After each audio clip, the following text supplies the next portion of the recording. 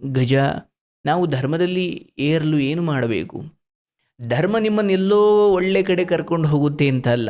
ಧರ್ಮವೇ ಸ್ವಯಂ ಒಳ್ಳೆಯದಾಗಿದೆ, ಧರ್ಮವೇ ಸ್ವಯಂ ಸ್ವರ್ಗವಾಗಿದೆ. ಹಾಗಾಗಿ ಧರ್ಮೋ ರಕ್ಷತಿ ರಕ್ಷಿತಃ.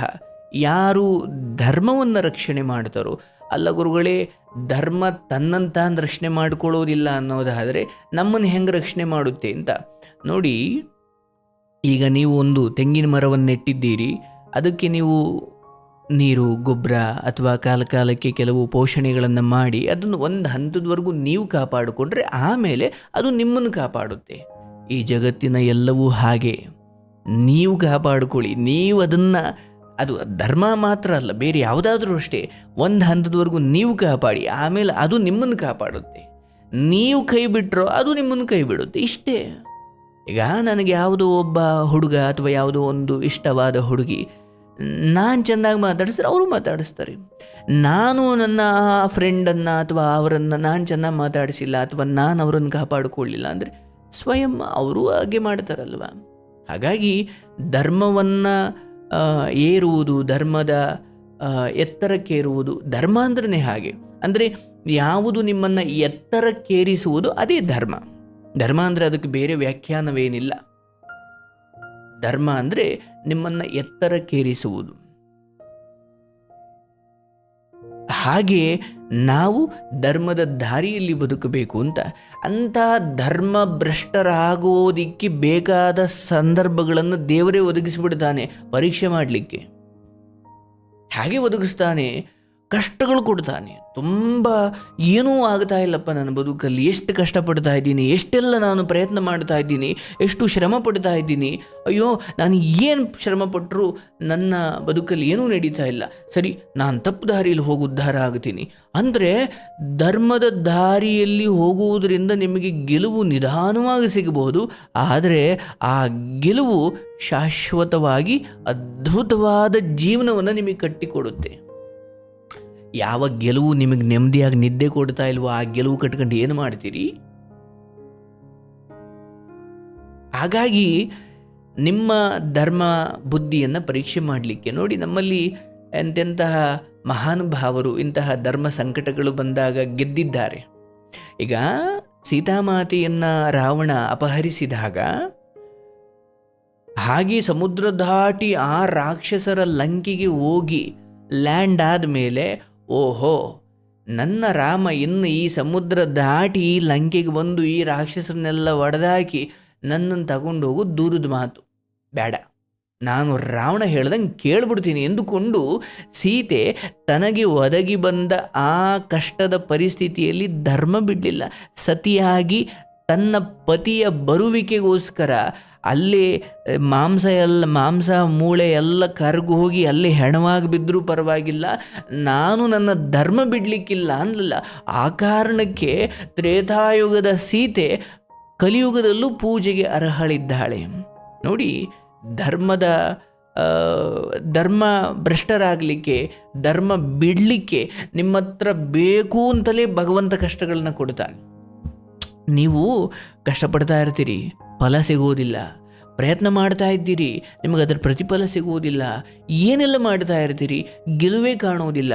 ಆವಾಗ ಎಂಥವನು ಕೂಡ ಫ್ರಸ್ಟ್ರೇಟ್ ಆಗಿಬಿಡ್ತಾನೆ. ಇಲ್ಲ ಬಿಡು, ಯಾವ ದೇವರು ಇಲ್ಲ, ಒಳ್ಳೆತನಕ್ಕೆ ಒಳ್ಳೇದಾಗುತ್ತೆ ಅನ್ನೋದೆಲ್ಲ ಸುಳ್ಳು, ಇಲ್ಲ ಅಷ್ಟಿದ್ದರೆ ನಾನು ಇಷ್ಟೊತ್ತಿಗೆ ಗೆಲ್ಲಬೇಕಿತ್ತು, ಇಷ್ಟೊತ್ತಿಗೆ ನಾನು ಉದ್ಧಾರ ಆಗಬೇಕಿತ್ತು, ಅಥವಾ ಇಷ್ಟೊತ್ತಿಗೆ ನಾನು ಅಂದ್ಕೊಂಡಿದ್ದು ನಡಿಬೇಕಿತ್ತು, ಯಾಕೆ ನಡೀತಾ ಇಲ್ಲ, ಇಲ್ಲ ಒಳ್ಳೆಯದಕ್ಕೆ ಅರ್ಥವಿಲ್ಲ, ಒಳ್ಳೆಯದಕ್ಕೆ ಬೆಲೆ ಇಲ್ಲ, ಒಳ್ಳೆಯದಕ್ಕೆ ಮಹತ್ವ ಇಲ್ಲ ಅಂದುಕೊಂಡು ತಪ್ಪು ದಾರಿಗೆ ಹೋಗೋ ಯೋಚನೆ ಮಾಡ್ತಾನೆ.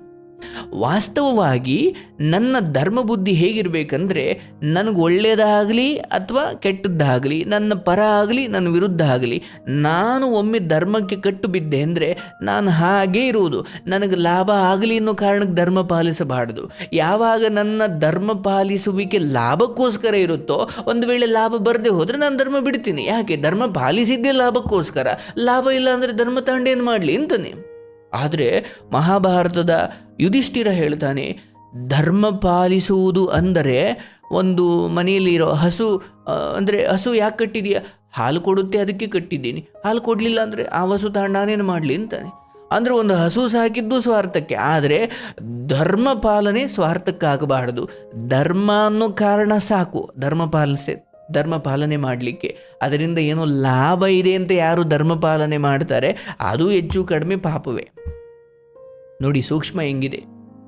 ಇನ್ನು ಮಹಾಭಾರತದಲ್ಲಿ ಈ ಯುಧಿಷ್ಠಿರ, ಭೀಮ, ಅರ್ಜುನ, ನಕುಲ, ಸಹದೇವ, ದ್ರೌಪದಿ ಇವರೆಲ್ಲರೂ ಕೂಡ ಇಲ್ಲ ಕೃಷ್ಣನೇ ಹೋದ ಮೇಲೆ ನಾವಿನ್ಯಾಕಿರಬೇಕಿಲ್ಲಿ ಅಂತ ಹೇಳಿ ಜೀವಂತವಾಗಿ ಸ್ವರ್ಗಕ್ಕೆ ಹೋಗಲಿಕ್ಕೆ ಆ ಪರ್ವತಾರೋಹಿಗಳಾಗಿ ಅಥವಾ ಆ ಹಿಮಾಲಯದ ಕಡೆ ಹೊರಟು ಹೋದಾಗ ಒಬ್ಬೊಬ್ಬರೇ ಸಾಯ್ತಾ ಹೋಗ್ತಾರೆ.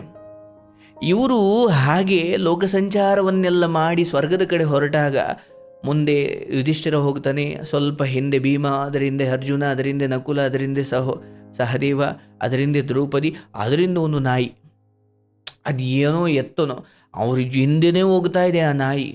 ಮೊದಲು ದ್ರೌಪದಿ ಸಾಯ್ತಾಳೆ, ಆನಂತರ ಸಹದೇವ, ನಕುಲ, ಅರ್ಜುನ, ಭೀಮ, ಕಡೆಗೆ ಆ ಸ್ವರ್ಗದ ಬಾಗಿಲತ್ರ ಹೋಗೋದು ಇಬ್ಬರೇ, ಒಂದು ಯುಧಿಷ್ಠಿರ, ಇನ್ನೊಂದು ಇವರನ್ನೇ ಫಾಲೋ ಮಾಡ್ಕೊಂಡು ಬರ್ತಿದ್ದ ನಾಯಿ ಅಂದರೆ ಶ್ವಾನ.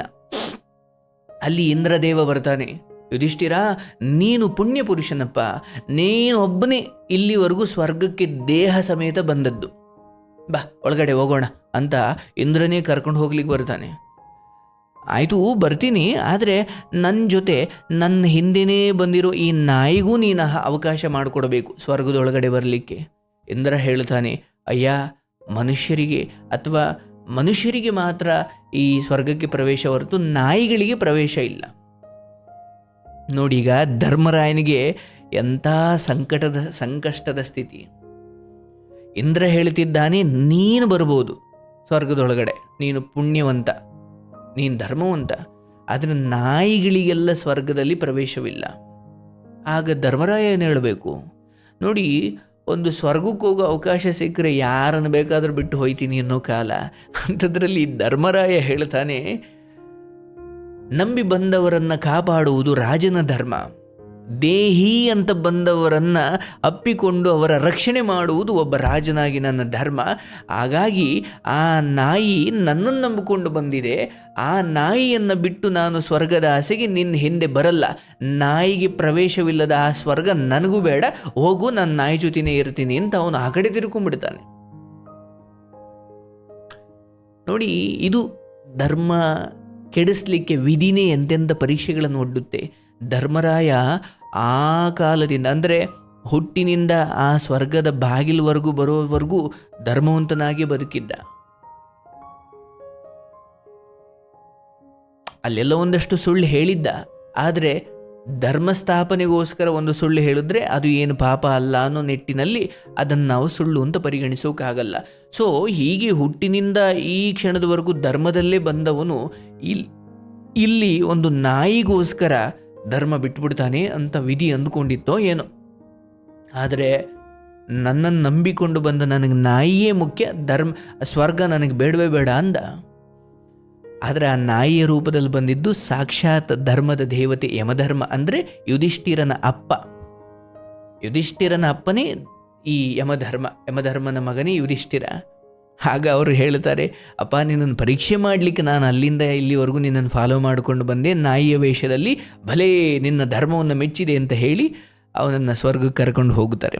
ಅಂದರೆ ಇದೇನು ಹೇಳುತ್ತೆ ಅಂದರೆ, ನಮಗೆ ಅಂಥ ಬೇಕು ಅಂತಲೇ ಕಷ್ಟದ ಪರಿಸ್ಥಿತಿಯನ್ನು, ಈಗ ಎಷ್ಟೋ ಹೆಣ್ಮಕ್ಳು ಕಾರ್ಯಕ್ರಮಕ್ಕೆ ಕರೆ ಮಾಡಿ, ನನ್ನ ಗಂಡ ಅಂದರೆ ನಾವು ಪ್ರೀತಿಸಿ ಮದುವೆ ಆದೋ, 4-5 ವರ್ಷ ಪ್ರೀತಿ ಮಾಡೋದು, ಪರಸ್ಪರ ಒಬ್ರನ್ನೊಬ್ಬರು ಬಿಟ್ಟಿರಲಾರದಷ್ಟು ಪ್ರೇಮ ಇತ್ತು, ಪ್ರೀತಿ ಇತ್ತು, ಒಬ್ರಿಗೊಬ್ಬರಷ್ಟು ಹಚ್ಕೊಂಡಿದ್ದು, ಮದುವೆ ಆಯಿತು, ಈಗ ಒಂದು ಮಗು ಆಗಿದೆ, ಅಲ್ಲಿ ಯಾರೋ ಬೇರೆ ಹೆಣ್ಣಿನ ಸವಾಸ ಮಾಡಿದ್ದ ನನ್ನ ಗಂಡ, ಯಾಕೆ ಅಂತ ಕೇಳಿದ್ರೆ ನಾನು ಇರೋದೇ ಹಂಗೆ, ನನಗೆ ಅವಳು ಇಷ್ಟ.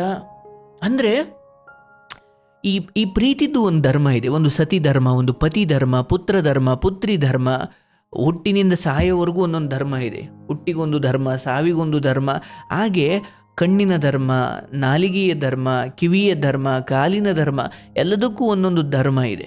ಅಂದರೆ ಹಿಂಗಿರಬೇಕು ಅಂತ ಅದನ್ನು ಪಾಲಿಸಿದ್ರೆ ಭಗವಂತನಿಗೆ ಹತ್ತಿರವಾಗ್ತೀವಿ. ಬಟ್ ಕೆಲವೊಮ್ಮೆ ಆ ಧರ್ಮ ಪಾಲಿಸ್ತಾ ಕೂತ್ಕೊಂಡ್ರೆ ಮಜಾ ಇರಲ್ಲ, ಸುಖ ಇರಲ್ಲ ಅಂದ್ಕೊಂಡು ಚೂರು ದಾರಿ ತಪ್ಪಕ್ಕೆ ಹೋಗ್ತೀವಿ, ಪೆಟ್ಟು ತಿಂತೀವಿ, ಮತ್ತೆ ಸರಿ ದಾರಿಗೆ ಬರ್ತೀವಿ. ಸೊ ಹೀಗೆ ಒಂದು ಹುಡುಗಿ ಅಥವಾ ಒಂದು ಹೆಣ್ಣುಮಗಳು ಕಾರ್ಯಕ್ರಮ ಕರೆ ಮಾಡಿ ಹೇಳ್ತಾಳೆ, ಅಯ್ಯೋ ಮದುವೆ ಆಗೋವರೆಗೂ ಚೆನ್ನಾಗಿದ್ದು ಒಂದು ಮಗು ಆದಮೇಲೆ ಬೇರೆ ಯಾರದೋ ಹೆಣ್ಣಿನ ಸಹವಾಸ ಮಾಡಿದ. ಅಂದರೆ ಪ್ರೀತಿ ಮಾಡಿದ್ರು, ಮದುವೆ ಆಯಿತು. ಈ ಸಮಯದಲ್ಲಿ ಅವನು ಪ್ರೀತಿ ಮಾಡಿ ಆ ಹುಡುಗಿಗೆ ಮೋಸ ಮಾಡಲಿಲ್ಲ, ಮದುವೆ ಆದ. ವೆರಿ ಗುಡ್, ವೆರಿ ಗುಡ್, ಧರ್ಮವಂತ ಕಣೆಯ ನೀನು. ನಂಬಿಸಿದ್ದ ಅಥವಾ ನಿನ್ನ ನಂಬಿದ್ದ ಆ ಹುಡುಗಿಯನ್ನು ನೀನು ಕೈ ಬಿಡಲಿಲ್ಲ, ಪ್ರೀತಿಸಿದ ರೀತಿಯಲ್ಲೇ ಅವಳನ್ನು ಮದುವೆನೂ ಕೂಡ ಆದೆ, ಅದ್ಭುತ.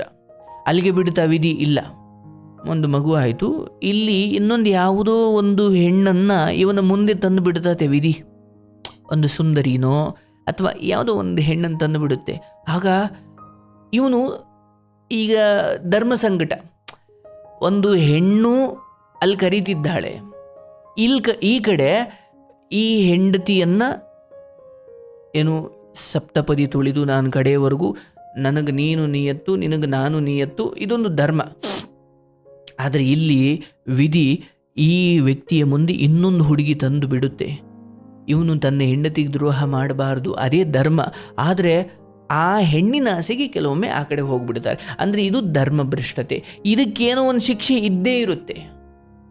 ಅದಕ್ಕೆ ಬೇಕು ಅಂತಲೇ ಹೆಣ್ಣು ಹೊನ್ನು ಮಣ್ಣು ಅಥವಾ ಬೇರೆ ಬೇರೆ ಆಸೆಗಳನ್ನು ಭಗವಂತ ಕಣ್ಣು ಮುಂದೆ ತಂದಿಟ್ಟು ನಿಮ್ಮ ಧರ್ಮವನ್ನು ಪರೀಕ್ಷೆ ಮಾಡ್ತಾನೆ. ಆದಷ್ಟು ಇಂದ್ರಿಯ ಸುಖಕ್ಕೆ ಆಸೆ ಪಡಲೇಬೇಡಿ. ಯಾವುದೂ ಕೂಡ ನಿಮಗೆ ಇಂದ್ರಿಯ, ಅದರಲ್ಲೂ ನೀವೊಂದು ಹೆಣ್ಣನ್ನು ಮದುವೆ ಆಗಿದ್ದೀರಿ ಅಥವಾ ಒಂದು ಹುಡುಗಿಗೆ ನೀವು ಸ್ವಂತವಾಗಿದ್ದೀರಿ, ದಯವಿಟ್ಟು ಕಷ್ಟವೋ ಸುಖವೋ ಅದಕ್ಕೆ ನಿಯತ್ತಾಗಿರಿ, ಆ ಧರ್ಮವನ್ನು ಪಾಲನೆ ಮಾಡಿ. ಆಗ ದೇವರು ನಿಮ್ಮನ್ನು ಮೆಚ್ಚುತ್ತಾನೆ.